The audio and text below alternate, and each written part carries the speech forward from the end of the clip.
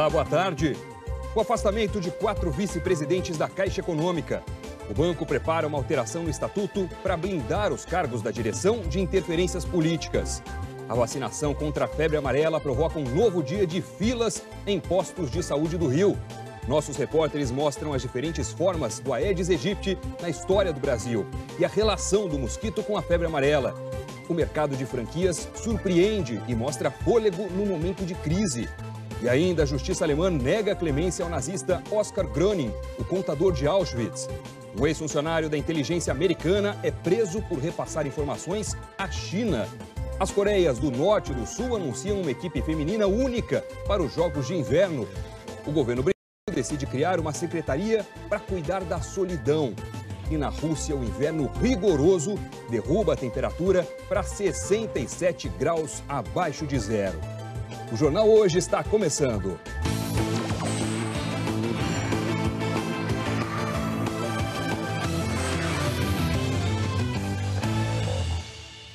O Diário Oficial da União publicou hoje o afastamento de 4 vice-presidentes da Caixa Econômica Federal. A decisão foi anunciada ontem pelo presidente Michel Temer, depois que o Banco Central orientou o governo a cumprir uma recomendação do Ministério Público que pediu o afastamento de todos os 12 vice-presidentes do banco. A reportagem é da Camila Bonfim. A Caixa Econômica Federal deve aprovar seu estatuto em Assembleia Geral nesta sexta. Seguindo a nova lei de governança das estatais, seus dirigentes devem passar a ser escolhidos pelo Conselho de Administração do banco e não pelo presidente da República, como é hoje. É uma medida para evitar as indicações políticas.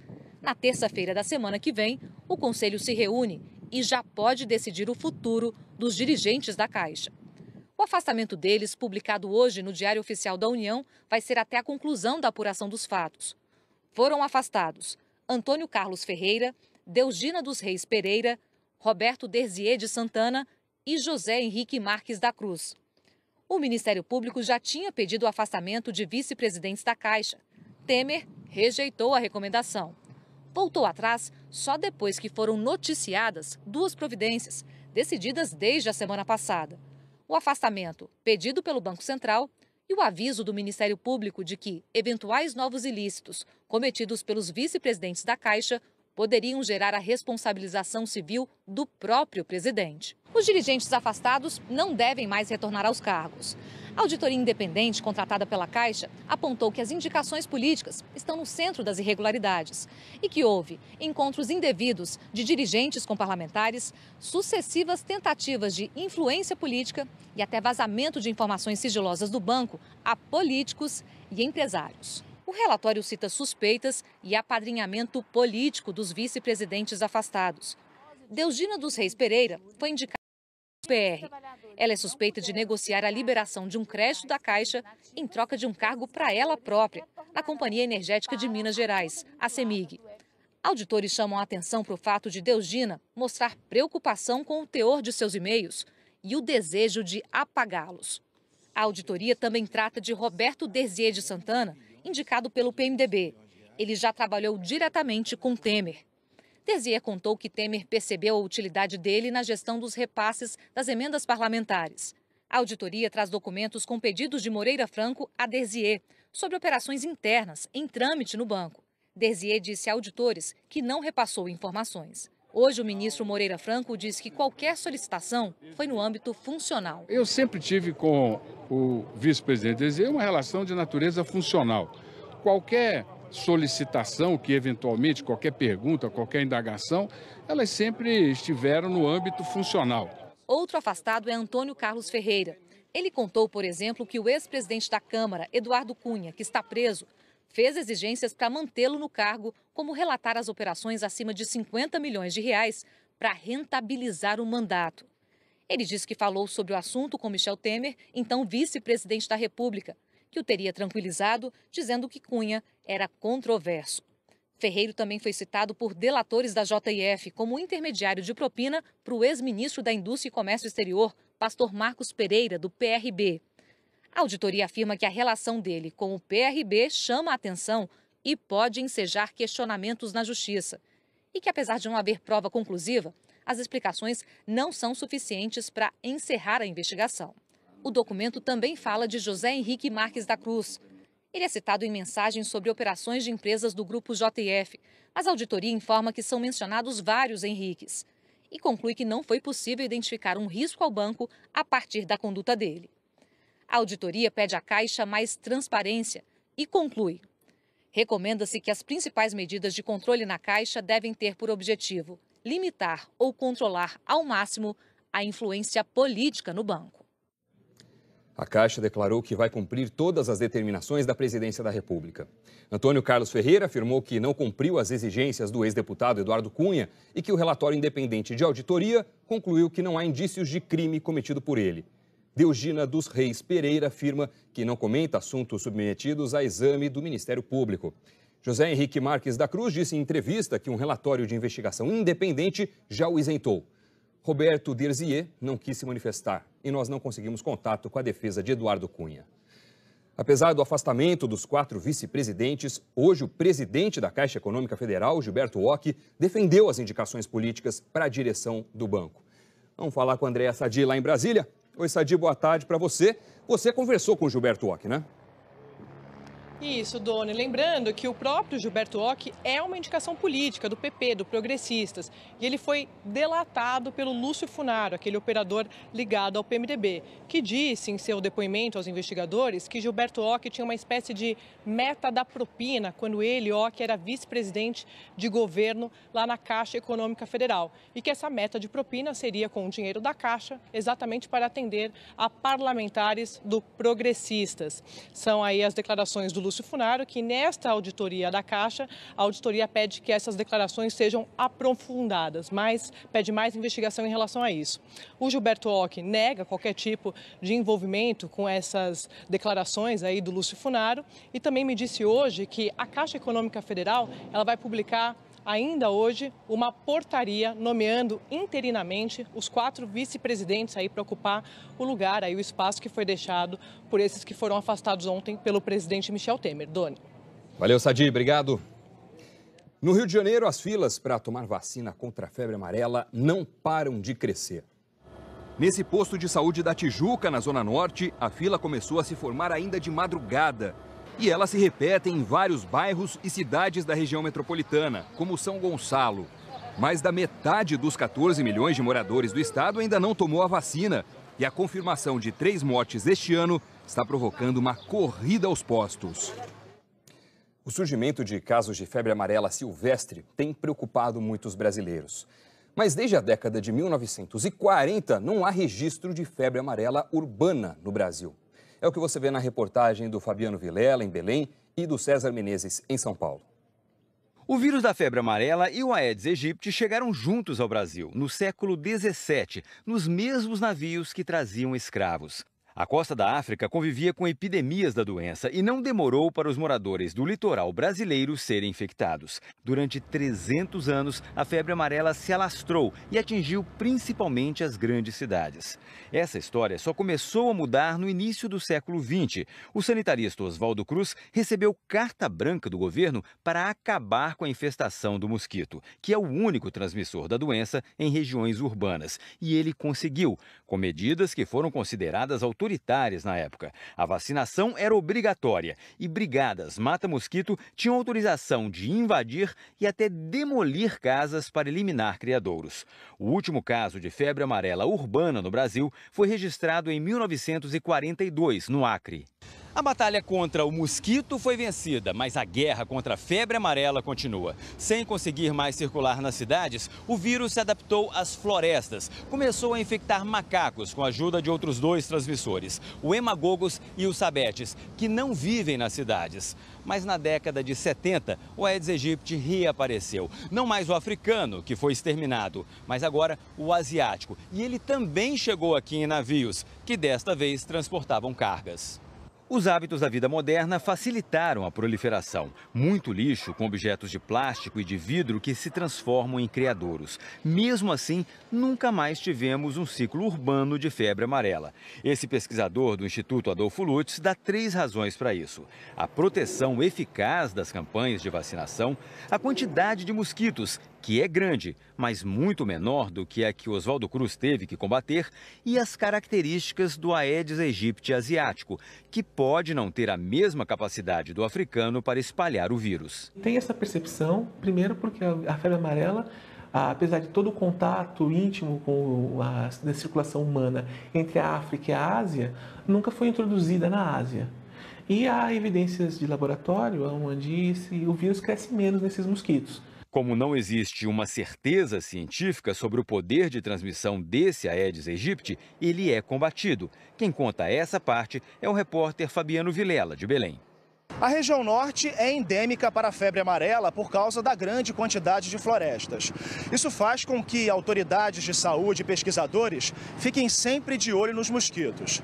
Em julho do ano passado, cientistas do Instituto Evandro Chagas, aqui no Pará, da Fundação Oswaldo Cruz, no Rio, e do Instituto Pasteur, na França, divulgaram um estudo que comprova que o Aedes aegypti pode transmitir a febre amarela, embora o risco de infecção seja menor em relação a outros vírus. O vírus do dengue, da zika, da chikungunya, eles se replicam, eles se reproduzem muito mais facilmente nas células do Aedes aegypti do que o vírus da febre amarela. E isso se deve porque os receptores das células do Aedes aegypti, eles não gostam muito dos antígenos do vírus da febre amarela, os antígenos do envelope, as proteínas do envelope do vírus, que é que faz a ligação, e prefere o do dengue, do zika e do chikungunya. O diretor do Instituto Evandro Chagas também disse que, apesar do risco de transmissão, é pouco provável que o Aedes aegypti provoque uma epidemia de febre amarela nas áreas urbanas. Olha, é preciso que os índices de infestação estejam muito altos, acima de 20%. Na África, rotineiramente, as grandes epidemias de febre amarela têm ocorrido com os índices de infestações de 40%, 50%, 60%, até 80%. E isso é impensável no Brasil, porque nós temos um controle vetorial que, como eu disse, embora não evitem as epidemias de dengue, de zika e de chikungunya, eles impedem a transmissão pela febre amarela, porque o vírus da febre amarela necessita de um número de mosquito muito grande, por não ser tão competente vetor transmissor da febre amarela como ele é para o dengue, zika e chikungunya. O Jornal Hoje ouviu também a diretora do Centro de Vigilância Epidemiológica de São Paulo sobre o risco do Aedes aegypti se transformar num transmissor de febre amarela. Vários estudos estão sendo feitos, mas até o momento não se apresentou que essa competência para a febre amarela seja realmente estabelecida. A gente não pode afirmar que não há risco. Pode, em algum momento, alguma coisa acontecer, uma mutação, enfim. Mas os estudos, nesse momento, nos mostram que o que nós lidamos agora, desde 2016, no surto de 2017, e que estamos lidando em 2018, é com a febre amarela silvestre. Especialistas ouvidos pela TV Globo explicaram que a decisão de ontem da OMS de recomendar a vacinação contra a febre amarela para os estrangeiros que visitarem todo o estado de São Paulo não quer dizer que haja perigo de contágio na capital paulista. A razão é a seguinte: como as autoridades de outros países não podem saber qual área de São Paulo cada viajante irá visitar, a praxe da Organização Internacional é incluir todo o estado na medida, mesmo em lugares que não sejam foco da doença. E apesar do risco pequeno da febre amarela se tornar urbana, o combate ao mosquito Aedes aegypti não pode diminuir. Ele é o agente transmissor de doenças que se espalharam pelo Brasil, como dengue, chikungunya, zika. Em São Paulo, os agentes orientam a população a eliminar os possíveis criadouros do mosquito, como mostra a repórter Graziela Azevedo. Equipamentos no carro, folhetos educativos na mão, equipes de agentes reunida. O que mobilizou a vigilância sanitária hoje no Jaçanã, bairro da Zona Norte de São Paulo, foi a notificação de um caso suspeito de dengue. A gente faz uma ação num raio de 150 metros ao redor da residência, que é o provável local onde ele ficou durante a viremia, que é o período em que o vírus está circulando na corrente sanguínea e que pode o mosquito, quando picar a pessoa, acabar se contaminando e depois transmitindo para outras pessoas. Secretaria da Saúde! A equipe chega e confirma com o sobrinho que o paciente continua internado. Passou mal? Dou muita dor no corpo. Nas casas ao redor começa o chamado trabalho de bloqueio, a eliminação de criadouros. Alguns moradores estão fazendo tudo certo. Essa aqui tá perfeita, não tem o pratinho embaixo, porque ainda uma das maiores preocupações é o pratinho. Mas o perigo de telhas, calhas e lajes cheias d'água é visível. E normalmente na parte de laje ou calhas, tudo fica o ovinho da fêmea ali, ó. Onde tem água, passar uma vassoura, varrer, espalhar água para ficar mais seco. Em 2015 foram registrados mais de 500 mil casos de dengue no estado de São Paulo. Mais de 100 mil só na capital. Aquela epidemia mostrou que o combate ao Aedes aegypti tem que ser sem trégua. A nova ameaça só confirma isso. No bairro, o medo aumentou com a notícia da morte de um jovem de 26 anos. Os amigos dizem que os sintomas foram de febre amarela. A Secretaria de Saúde não confirma. Tá todo mundo com medo, né? Aí o pessoal aqui da rua, todo mundo ficou alertado, todo mundo saiu correndo, quem não tomou. Em Mariporã, na Grande São Paulo, a Prefeitura declarou estado de calamidade pública depois de 5 mortes por febre amarela, confirmadas pela Secretaria da Saúde do Estado. Por tudo isso, além da vacina da febre amarela nas áreas de risco, o combate aos criadouros do mosquito capaz de transmitir tantas doenças não pode parar. Hora de falar da previsão do tempo com o Thiago Scheuer. Salve, Scheuer. Fala, tudo bem, Doni? Boa tarde para você e para você em casa também. Bem-vindo. Bom, obrigado. A chuva continua forte, isso em boa parte do Brasil, mas lá no sul ela ficou mais concentrada, né? Muito, choveu muito ontem, Doni. A gente até alertou aqui e aconteceu, viu? A gente avisou, foi mesmo mais um dia de chuva bem forte na faixa leste de Santa Catarina e também em cidades do Vale do Itajaí e no leste do Paraná, incluindo a Grande Curitiba. Na capital paranaense, os bombeiros e a polícia militar encontraram agora há pouco o corpo do homem que desapareceu ontem durante o temporal. Ele tinha 66 anos e tentava atravessar uma ponte de carro quando o rio transbordou e arrastou o veículo. Tristeza tremenda. Já em Santa Catarina, a chuvarada atingiu 11 cidades ontem. No Vale do Itajaí, em Blumenau, muitas ruas alagaram. E a Defesa Civil registrou mais ou menos 100 deslizamentos de terra só ontem. 2 casas desabaram. Um morador gravou essa daí, ó, vindo abaixo. Que cena impressionante. Ninguém se machucou. E em Joinville, no norte do estado, olha só, a chuvarada deixou vários bairros e os pela água. E essa chuva por lá está recebendo um reforço. Esse reforço é uma baixa pressão e um cavado que estão por aqui. Tem esse corredor de umidade deixando tudo encoberto e outros sistemas ali também. O nome, né, cavado, é estranho, só que é fácil de entender. Baixa pressão, você sabe que é aquela fábrica de nuvens, né? Joga o ar de baixo para cima e forma as nuvens de chuva. O cavado nada mais é do que uma baixa pressão num movimento diferente. Não completa esse círculo, mas faz a mesma coisa. Em Pomerode, lá em Santa Catarina, os acumulados agora podem chegar aos 25 milímetros hoje. Em Palhoça, na Grande Florianópolis, a 30 milímetros. A mesma coisa lá em Paranaguá, no Paraná. Com tanta chuva assim, continuam aqueles riscos de alagamentos, deslizamentos de terra, que a gente anda vendo e noticiando. Pega boa parte aqui de São Paulo, principalmente o leste do estado hoje, leste do Paraná, atenção, e também uma boa parte do estado de Santa Catarina, pegando inclusive o norte do estado, Vale do Itajaí e a Grande Florianópolis. Em Curitiba hoje tem mais chuva, pancadas aí com 24 graus só. Em Floripa chega aos 27 também com chuva. São Paulo 31 depois da chuvarada de ontem, pode ter repeteco hoje. Campo Grande 32 graus com chuva também e Porto Velho 30, turma aí do guarda-chuva, Doni. E onde mais chove hoje? Vai ter mais chuva pelo Brasil praticamente inteiro. Você vai olhar aqui comigo, que se espalha também pelo centro-oeste, norte do Brasil. E aí também invade aqui o litoral leste do Nordeste. Agora se liga no tempo firme, né? Boa parte do Rio Grande do Sul e também subindo aqui, pegando boa parte do interior do Nordeste. Em Brasília hoje o tempo fica firme, 31 graus, em Palmas 35, BH 32. Recife e Rio tem pancadas de chuva programadas. 31 graus no Recife e no Rio chega aos 37, Doni. E amanhã? Amanhã a gente tem alguns avisos aí, os temporais vão continuar. Você vê aqui, principalmente nessa faixa do norte do Brasil e pegando ainda sul de Mato Grosso do Sul, boa parte de São Paulo e do sul do Brasil também, Doni. Valeu, Scheuer, obrigado. Valeu, até amanhã, gente. Boa tarde. Uma grande nevasca está provocando transtornos na Escócia e na Irlanda do Norte. Centenas de motoristas ficaram parados em uma estrada por 11 horas por causa do acúmulo de neve na pista. O transporte público foi suspenso e mais de 200 escolas na Escócia foram fechadas. Na Rússia, a temperatura despencou para menos 67 graus.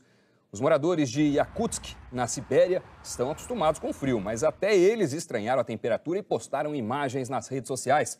Essas amigas aí tiraram fotos de como elas ficaram no frio de 50 graus abaixo de zero. Olha só, com os cílios congelados. Um meteoro brilhante apareceu no céu de regiões do Canadá e do meio-oeste americano. O meteoro foi filmado ontem à noite por câmeras de carros e de ruas em Michigan. Um tremor de terra de magnitude 2 foi registrado em seguida nos arredores de Detroit, perto da fronteira com o Canadá. A confirmação de que foi um meteoro é do Serviço Geológico dos Estados Unidos. E essa semana, o Ministério das Relações Exteriores do Brasil aumentou o grau de alerta para viagens à Venezuela. Até a semana passada era recomendado um alto grau de cautela. Agora, o Itamaraty aconselha os brasileiros a evitar viagens não essenciais. Segundo o Itamaraty, a alteração se deve ao quadro de crise e violência na Venezuela. No fim de semana, um turista amazonense foi morto com um tiro numa emboscada feita por assaltantes. O diretor para as Américas da ONG Human Rights Watch, José Miguel Vivanco, comparou o governo de Nicolás Maduro às antigas ditaduras da Argentina e do Chile. O comentário foi feito depois que as forças especiais da Venezuela mataram o ex-policial Óscar Pérez, que se rebelou contra o regime de Maduro. Óscar Pérez era o homem mais procurado da Venezuela desde que roubou um helicóptero da polícia em junho do ano passado e atacou o Supremo Tribunal e o Ministério do Interior e Justiça com granadas. Na última segunda-feira, uma operação conjunta de forças militares e policiais cercou uma casa nos arredores de Caracas, onde Pérez estava escondido com outros companheiros. O ex-policial apareceu coberto de sangue num vídeo publicado nesse mesmo dia nas redes sociais. Disse que todos queriam se entregar, mas os policiais não deixaram. Querem nos assassinar, ele afirmou. O ministro do Interior, Néstor Reverol, confirmou ontem a morte de Pérez e dos 6 companheiros, além de 2 policiais. O governo venezuelano afirma que, com a ação, desmantelou um grupo terrorista. Na visão de ativistas de direitos humanos e da oposição, o que aconteceu foi uma execução e o caso precisa ser investigado. José Miguel Vivanco escreveu numa rede social que durante as ditaduras na Argentina e no Chile apareciam frequentemente notícias sobre terroristas mortos em enfrentamentos, entre aspas. Muitas vezes se tratava de execuções. Dá a impressão que o mesmo ocorreu segunda-feira na Venezuela, disse ele. O opositor Antônio Ledesma, que fugiu da prisão domiciliar na Venezuela e está no exílio na Espanha, afirmou numa rede social que Pérez foi executado por ordem de Maduro e que esse capítulo se soma ao processo contra o presidente venezuelano que está no Tribunal de Haia esperando sentença. Um ex-funcionário da CIA foi preso nos Estados Unidos, suspeito de passar informações sigilosas para a China. Vamos a Nova York saber mais sobre esse assunto com a correspondente Sandra Coutinho. Oi, Sandra, boa tarde para você. Ele foi preso aí em Nova York, né? Boa tarde para você, Doni. Boa tarde para todo mundo. Ele foi preso assim que desembarcou aqui em Nova York. Foi levado para o Tribunal Federal aqui de Nova York, que fica ali no Brooklyn. Olha, o Jerry Chun-Shin Lee é um ex-agente da CIA e cidadão americano naturalizado de 53 anos que morava em Hong Kong.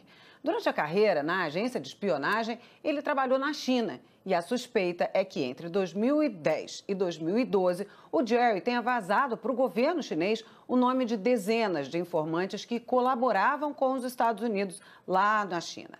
Um a um, esses informantes foram desaparecendo, foram presos, foram assassinados. Um deles teria até sido executado na frente dos colegas para servir de exemplo. E aí, o que aconteceu? A CIA e o FBI passaram meses tentando descobrir a origem desse vazamento. Quem é que estava entregando esses nomes para o governo chinês? Suspeitaram que os chineses tivessem hackeado computadores americanos e até que um espião chinês tivesse se infiltrado entre os agentes americanos. Até que em 2013, o Jerry passou férias no Havaí. Aí, agentes aqui dos Estados Unidos invadiram o quarto de hotel dele e encontraram nas malas do Jerry 2 caderninhos com todos os contatos dos informantes americanos na China. Agora, a pergunta de $1 milhão é por que eles não prenderam o Jerry no flagra. Isso ninguém está explicando por aqui. Ele ainda voltou para Hong Kong e só agora, 4 anos depois, finalmente foi detido. O grande problema é que durante todos esses anos, as informações fornecidas por ele enfraqueceram e muito a capacidade dos americanos de espionarem a China. Ô, Doni, todo mundo gosta de uma história de espião, né? Mas nesse caso, ela teve um fim trágico, porque entre 18 e 20 espiões podem ter sido eliminados pelo governo chinês durante todos esses anos. E a CIA estava, nesse caso, dormindo com o inimigo, sem saber se agente duplo, e num tempo onde a gente vê tanta coisa acontecendo em função da internet, de hackers, como você disse, é uma espécie de espionagem old fashion, né, das antigas, realmente dos filmes, dos livros. Isso aí. Valeu, Sandra, obrigado. Na viagem ao Chile, o Papa Francisco chegou hoje a Temuco, cidade onde existe um conflito secular entre chilenos e os povos indígenas. Ele se reuniu agora há pouco com integrantes da minoria indígena Mapuche. A base aérea em Temuco, onde o Papa celebrou uma missa hoje, foi construída em terras retiradas do povo indígena Mapuche, no século XX. Por 300 anos, os Mapuche resistiram ao domínio espanhol, mas ao longo do tempo perderam cerca de 10 milhões de hectares de terra. Hoje, a Igreja Católica tenta ajudar a preservar as tradições do povo Mapuche. Eles esperam que Francisco possa ajudar no processo de recuperação das terras. Desde que chegou ao Chile, o Papa Francisco tem lidado com assuntos delicados. Ontem houve protestos violentos em todo o país. 50 pessoas foram presas. As manifestações foram principalmente contra a nomeação de um bispo feita por Francisco. Juan Barros Madri é acusado pelo povo de acobertar um padre chileno que abusava de menores. Depois de uma longa batalha judicial, o ex-nazista Oskar Gröning, de 96 anos, mais conhecido como o contador de Auschwitz, deve finalmente ser preso. A justiça na Alemanha negou hoje o pedido de clemência apresentado pela defesa. Gröning tinha sido condenado a 4 anos de prisão em 2015 por ter cumplicidade na morte de 300 mil pessoas no campo de extermínio de Auschwitz durante a Segunda Guerra Mundial. A defesa conseguiu impedir que ele fosse preso com recursos e com o pedido de clemência. Agora, segundo a imprensa alemã, só uma piora na saúde dele pode evitar a prisão. A Coreia do Norte e a Coreia do Sul anunciaram que vão formar uma equipe feminina única de hóquei no gelo. E também que vão desfilar juntas na abertura dos Jogos Olímpicos de Inverno, que começam no mês que vem. As duas Coreias se encontraram hoje pela 3ª vez em 10 dias. As reuniões sobre a participação nas Olimpíadas têm sido vistas como tentativas de apaziguar as relações entre os dois países. Mas existe um certo ceticismo diante da relutância da Coreia do Norte em discutir seu programa de armas nucleares.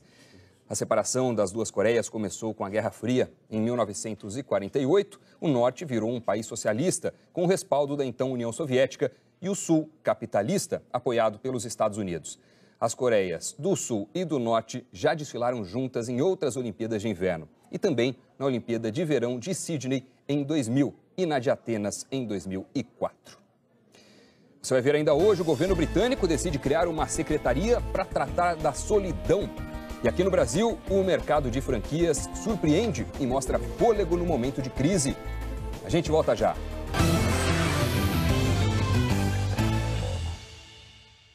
Com Crefisa Digital.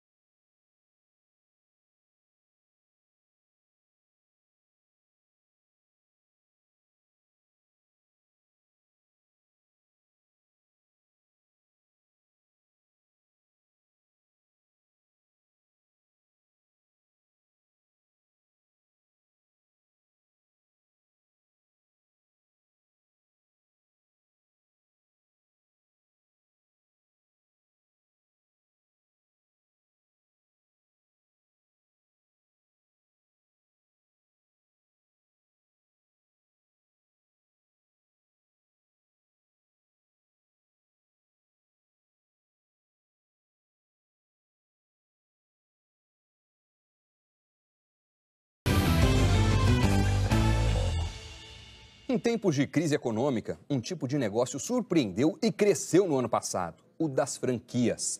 A reportagem é da Renata Ribeiro, em São Paulo. Para salvar o celular afogado na pia, o técnico precisa ter mão de cirurgião. Ele usa um jaleco que protege o aparelho da energia do próprio corpo. A mesa e os equipamentos também estão vedados. É que nesse tipo de operação, uma carga mínima seria fatal para o aparelho. Esse padrão de segurança veio com o pacote da franquia que cuida da saúde dos smartphones. A agenda da semana dá uma ideia da lista de problemas que eles podem dar. Esse aparelho, ele está com um problema de microfone. Faz 7 meses que esse engenheiro eletrônico decidiu viver disso e não se arrepende.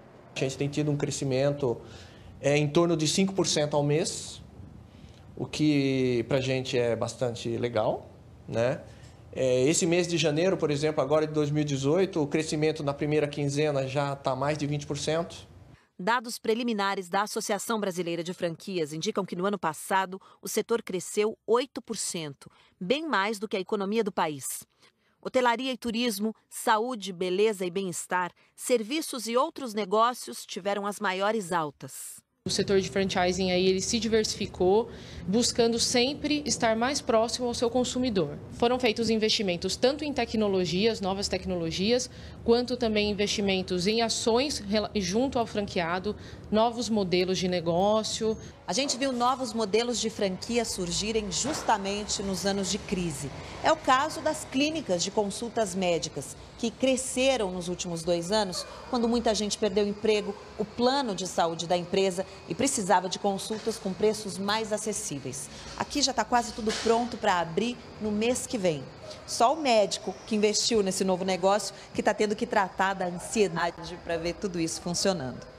O Orlando fica ansioso porque sabe que sua especialidade é oftalmologia e não administração de negócios. Foi um dilema até, porque eu tenho 30 anos de mercado, eu já tive 3, 4 clínicas e aprendi nesse tempo todo que eu sou um péssimo administrador. Aí a gente entendeu a necessidade de profissionalizar. Este ano, mais de 140 milhões de eleitores voltam às urnas para escolher o novo presidente do Brasil. E nós queremos ouvir o que os brasileiros de cada cidade do país esperam para o futuro. Grave o seu vídeo e mande para a gente. O repórter Fábio Castro foi até o Parque Vaca Brava, em Goiânia, para mostrar o que você deve fazer para que o seu vídeo seja o melhor e represente a sua cidade. Eu estou aqui no Parque Vaca Brava, em Goiânia, e diante desta importante área verde da cidade, eu te pergunto, que Brasil você quer para o futuro? Nós queremos ouvir o desejo de cada um dos 5.570 municípios do Brasil. O país inteiro vai dar o seu recado aqui nos nossos telejornais. E você pode ser o porta-voz da sua cidade gravando um vídeo do seu celular. Você deve se posicionar diante de um dos lugares mais conhecidos da sua cidade. Um lugar que identifique de onde você está falando e sempre de dia. Aí você vai pedir que o amigo seu faça o vídeo para você. Eu vou pedir que o Edinho, meu amigo, faça a gravação. Pede para o seu amigo ficar mais ou menos nessa distância aqui de 2 pequenos passos, cerca de 1 metro. Aí você pede para o seu amigo gravar com o celular deitado, na horizontal. Dessa maneira você consegue mostrar melhor você e o lugar que você escolheu. Você também pode fazer essa gravação usando um bastão de selfie, mas lembre-se de deixar o celular na horizontal, deitado, e de prestar atenção se você e o lugar que você escolheu estão aparecendo bem. Mas não tem o bastão de selfie? Não tem problema. Você pode fazer com o seu celular mesmo. Usa ele deitado assim e não esquece de ver se você e o local da sua cidade que você escolheu para fazer a gravação estão aparecendo bem no visor do celular. Você tem 15 segundos para dar o seu recado. Comece o vídeo dizendo o seu nome e a cidade de onde está falando. E aí você diz pra gente que Brasil você quer para o futuro. Para participar e rever as dicas de como gravar o seu vídeo, basta entrar na nossa página na internet ou acessar direto g1.com.br/Brasil que eu quero, tudo junto. Se o dia estiver bonito aí na sua cidade, aproveita, vai lá, manda esse vídeo pra gente. Você vai ver a seguir a criação de uma secretaria para combater um mal que atinge 9 milhões de britânicos, a solidão. A gente volta já.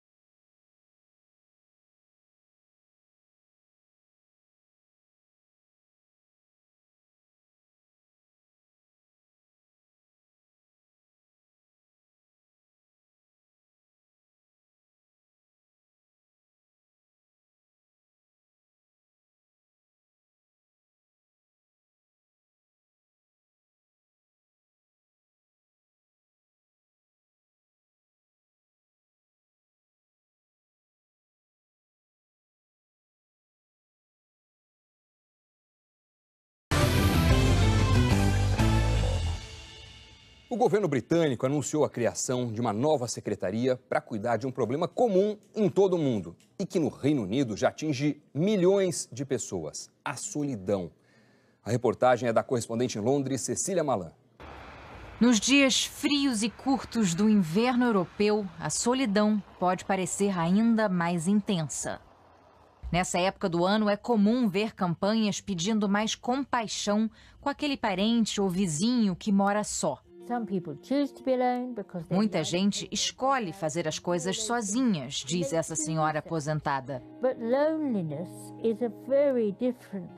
Mas isso é muito diferente do isolamento completo, da sensação de que se alguma coisa acontecer com você, ninguém saberia, ninguém se importaria. A solidão crônica atinge 9 milhões de pessoas de todas as idades aqui no Reino Unido. A situação é mais grave entre idosos com mais de 75 anos. Metade vive sozinha e 500 mil chegam a passar semanas inteiras sem interagir, sem conversar. Os efeitos físicos e mentais podem ser devastadores. Um relatório publicado no ano passado mostrou que a solidão extrema é tão prejudicial à saúde como fumar 15 cigarros por dia. Agora, o governo britânico decidiu agir. Criou uma secretaria para a solidão. A equipe vai levantar dados sobre quem sofre desse mal. E com esse conhecimento, vai financiar atividades comunitárias para conectar melhor as pessoas. A ideia original veio da deputada Jo Cox, assassinada em 2016, dias antes do plebiscito que resultou na saída do Reino Unido da União Europeia. Ela passou a vida pública chamando a atenção para a epidemia da solidão, que não precisa ser uma parte inevitável da velhice, nem uma triste realidade da vida moderna.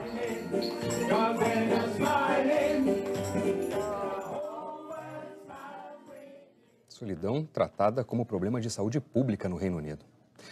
O Jornal Hoje termina aqui. Você acompanha outras notícias no Jornal Nacional. Para rever as reportagens exibidas, basta ir lá ao Globoplay. Muito obrigado pela companhia. Para você, uma boa tarde. Amanhã tem mais.